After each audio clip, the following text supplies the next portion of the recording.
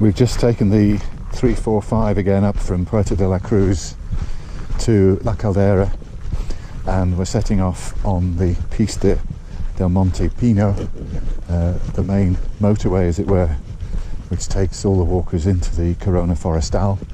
This time we're going to do a slightly less strenuous stroll along here a ways, and then down to the village of Aguamansa, where we're going to have lunch in one of the restaurants there. This is one of the spots where you get beautiful views down across the forest area.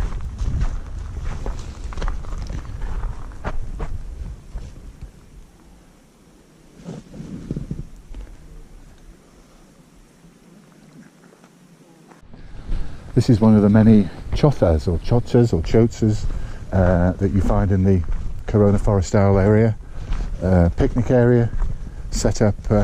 They've had various different designs. This one looks very sturdy at Pedro Gil.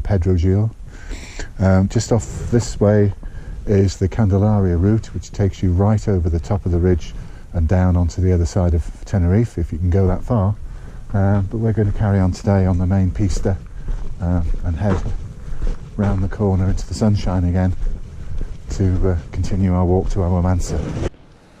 Well, we've reached the turn-off for the Ruta del Agua, and as it's such a lovely day and we've got a bit of time before lunch, we think we might just take this little detour and go up a short way up the hillside, and then along and come back down by the Casa del Agua, which is just couple of hundred yards along the road. But it's a lovely detour, and today the views are going to be absolutely fantastic. So let's start making our way up here. It's reasonably steep, but it's not too bad, and it's much shorter than the way up to Los Órganos. We've still got a bit of climbing to do, but it's not quite so steep as it was at the outset. The path is pretty good, and sun is still out. No sign of any clouds today, which is great. This is a lovely little section of the walk, and we're just coming up to a barrier, which means there's a good view to be had over the edge.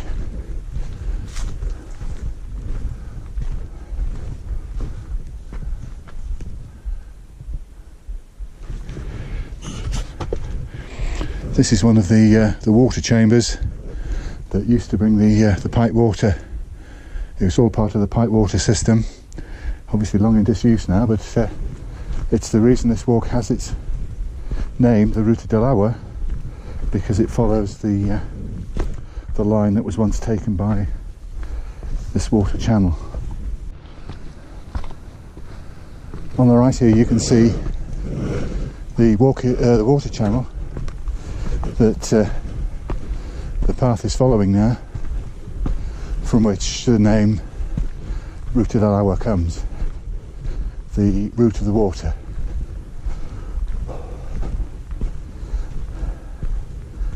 Fabulous day and fabulous views into the forest. So we've just come up here. We're probably on just about the steepest bit of the whole route now. You get a lovely view up the gorge, or the barranco just here. These sort of super dandelions are incredible, not quite out in flower yet, but they really are gorgeous when they come out. So we're going to head on up this way. I think this is probably just about the high point now of the Ruta del Agua, and you can see away in the distance there the magnificent view of Teide. I can see the cable car pylons just going up the left hand side. It probably won't show up on the video, being wide angle, but they're certainly visible. So just head away along here a little ways. just on this corner here we can look across to Tady over there and just swing round, and we can see through the trees there down to Aguamansa and beyond to Puerto de la Cruz. Just one of the many Canarian pines in the forest, festooned with this sort of, I don't know what you'd call it, lichen would you call it, or it's all over anyway, like beards. We're on the downhill stretch of the Ruta del Agua now. Again, not too difficult, a few steps here and there, nice gentle slope, so we should soon be back down at the Casa del Agua. Still on the way down, we've got the water channel on our left hand side now, so and the Casa del Agua comes up on the left, so we're not too far away. Once again we've got lovely views through the trees across the barranco. A little bit steeper here, so we're taking care, using a stick or a walking pole. So here we are, this is the roof of the Casa del Agua. Very soon we shall be joining the main pista again and just heading a little way back up towards La Caldera to pick up the footpath for Aguamansa and lunch. Here's our way off the main pista. Aguamansa is 1.7 kilometers from here.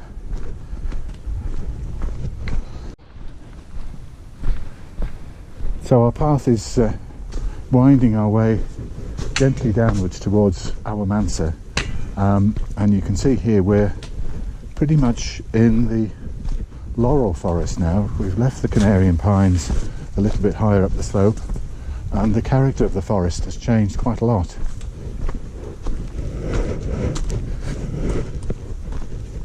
Which tells us that we're, just at the height where the whole ecosystem changes. Every so often you come across cliffs like this one which remind you of the volcanic nature of Tenerife, and the fact that you're walking down a barranco carved into the volcanic hillside. We've just left the forest now and come into this area of agriculture just on the outskirts of Aguamansa. Usual guard dog somewhere. Oh, there he goes. And pretty soon down this track we'll join the road which takes us into the village. Down on the road now, and it's an easy stroll for the last half kilometre or so into the village of Aguamansa, with one exception which you'll see in a minute. The little exception that I was talking about just now is just round this corner, because right at the end of the walk, just when your legs are getting a bit tired, you have to negotiate this slope up to the village of Aguamansa. If you want to avoid it, well, there's no avoiding it really, because if you head downhill you've got to go about 3 or 4 kilometres till you meet the main road again to get the bus back. So this is it, you've got to do it. Anyway, here we are, we've negotiated that last little hill and we've reached the Restaurante Aguamansa. I'll be having probably bacon and bean soup with maybe a bit of black pudding, maybe some cheese. We'll have to see what's on the menu today, but whatever it is, it will be fantastic here. I'm sorry you can't eat it with us, but there you go. Hope you enjoyed this one, and we'll see you on the next one.